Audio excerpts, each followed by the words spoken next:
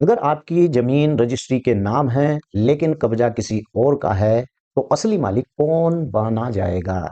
तो आइए आज की इस वीडियो में हम विस्तार से बात करेंगे और बात करेंगे कि कब्जा बनाम रजिस्ट्री कोर्ट किसके पक्ष में फैसला देता है। वीडियो को अगर पहली बार आप देख रहे हैं तो कृपया चैनल को सब्सक्राइब जरूर कर ले और हाँ, साथ में बेल आइकन की घंटी को दबाना ना भूलें क्योंकि जमीन से संबंधित जमीन की जानकारी के लिए मैं बहुत ही एक्सपर्ट तरीके से समझाता हूं और आप लोगों के लिए मैंने इस YouTube चैनल के अंदर कम से कम हजारों वीडियो डाल रखे हैं।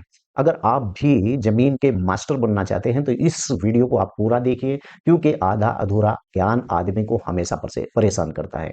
अगर आप इस वीडियो को स्किप करके देखेंगे तो भाई बिल्कुल भी कुछ भी समझ में आने वाला आपके कुछ भी नहीं है। इसलिए आपसे गुजारिश है कि मैं चाहता हूं कि बहुत कम से कम लोग मुझे कॉल करें और मैं सारी बातें अपनी वीडियो के अंदर विस्तार से उतार दूं ताकि आपको भी जमीन की ऐसी ही नॉलेज हो जाए जैसे कि मुझे नॉलेज है। क्योंकि बहुत से लोगों के मुझे कॉल आते हैं तो मैं उन्हें एक्सपर्ट तरीके से ही बताता हूं बिना किसी भी नियम कानून के देखे बिल्कुल सेम स्टिक वही बात बताता हूं जो नियम कानून के अंदर होती है। तो असली मालिक कौन माना जाएगा? क्या कोर्ट कागज देखेगा या जमीन पर बैठा इंसान?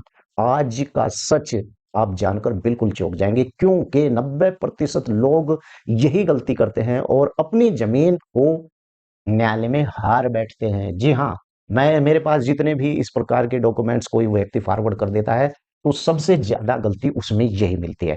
और मैं चाहता हूं ये वीडियो इसीलिए बना रहा हूं कि आप भी ऐसी गलती बिल्कुल ना दोहराएं। कब्जा किसका है आपको ये देखना है, यानी कि भारत में सबसे ज्यादा जमीन के केस किस बात पर होते हैं? कब्जा किसका है, रजिस्ट्री किसके नाम है, गांव हो या शहर, कहीं भी। और आपको बता दूं कि हर जगह यही लड़ाई चल रही है जो मैं आपको बता रहा हूं। और लोग सोचते हैं कि मेरा पास कागज है तो मैं जमीन, यानी कि ये मेरी ही जमीन है, तो ऐसे भ्रम में लोग जीते हैं। लेकिन सच इतना सीधा नहीं है कि भाई आपके नाम जमीन के कागज, जमीन आपकी हो गई है। आप बेसिक लॉ को समझिए, बेसिक लॉ जमीन के बारे में। यानी सबसे पहले दो चीजें आपको समझ लेनी चाहिए। रजिस्ट्री मतलब आपके नाम पर कानून के कागज।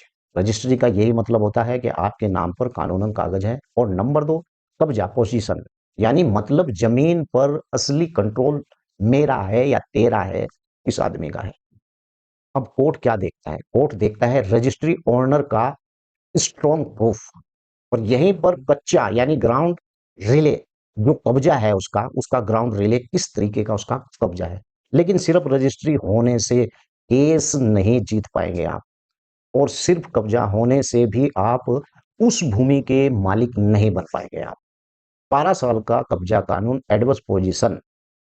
अब सबसे बड़ा खेल यही शुरू होता है। अगर कोई व्यक्ति लगातार 12 साल तक जमीन पर कब्जा रखता है और उसकी असली जमीन कुछ नहीं करता है, अगर उसकी असल की वो जमीन है और उस पर कब्जा होता है, वो कुछ भी नहीं करता है, तो कानून कहता है कि कब्जा करने वाला एडवर्स पोजीशन का दावा कर सकता है, प्रतिकूल कब्जा कानून का दावा कर सकता है। तो कानून इसी बात को कहता है, मतलब बिना रजिस्ट्री के भी मालिक बनने का मौका उस व्यक्ति को मिल जाता है जिस व्यक्ति ने आपकी जमीन पर कब्जा कर रखा है। लेकिन ध्यान रखने वाली आपको ये बात है जो मैं आपको बता रहा हूं, ये इतना आसान भी नहीं है कि भाई किसी की जमीन पर कब्जा कर लिया और 12 साल के बाद वो आदमी उसका मालिक बन गया। इतना आसान बात भी नहीं है। कोर्ट आखिर में देखता क्या है?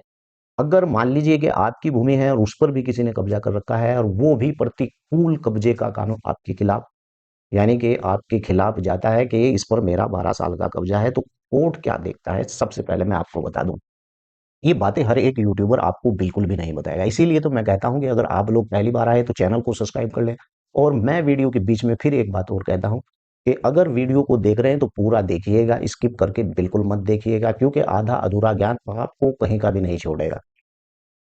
तो कोर्ट ये बात देखता है कि कब्जा लगातार है या नहीं, नंबर एक।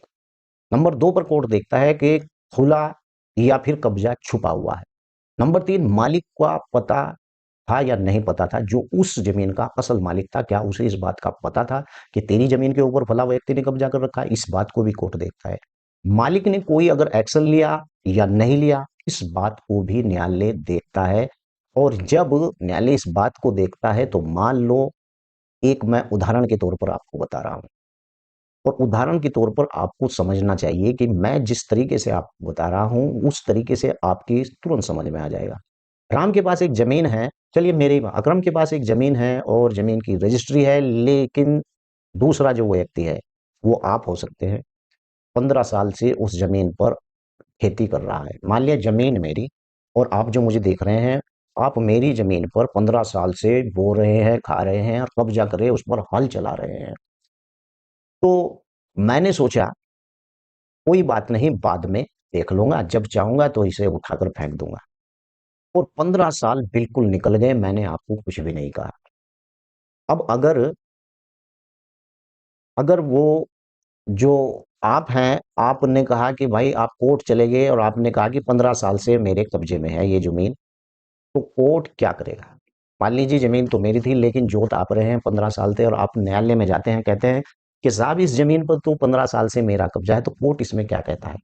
अगर कोर्ट इसमें क्या करेगा, ये मैं आपको बता दूं कि अगर मैं साबित नहीं कर पाया कि उसके बीच में कोई एक्शन लिया था, अगर मैंने 15 साल तक कोई आप पर एक्शन नहीं लिया है, तो इस बात को भी देखेगा कि असल मालिक ने क्या आपके ऊपर कोई मैंने कोई आपके ऊपर एक्शन लिया इन 15 सालों में। कोर्ट, अगर मैंने फैसला नहीं लिया आपके पक्ष में, तो कोर्ट आपके पक्ष में यानी जा सकता है कि भाई मुझे तो उस ज़मीन की ज़रूरत नहीं थी, क्योंकि ज़मीन तो मेरी थी, लेकिन आप उसे 15 साल से बो रहे थे, हल चला रहे थे, आपको उसकी आदि की आवश्यकता थी, तो न्यायालय आपके पक्ष में चला जाएगा। अगर मैंने उसी के बीच यानी कि कुछ किया होता, तो कोर्ट आपके पक्ष में बिल्कुल भी ना जाता। और असली खतरा यही है, और सबसे बड़ी गलतियां आदमी यही करता है। 6 गलती हैं जिन्हें आदमी करता है।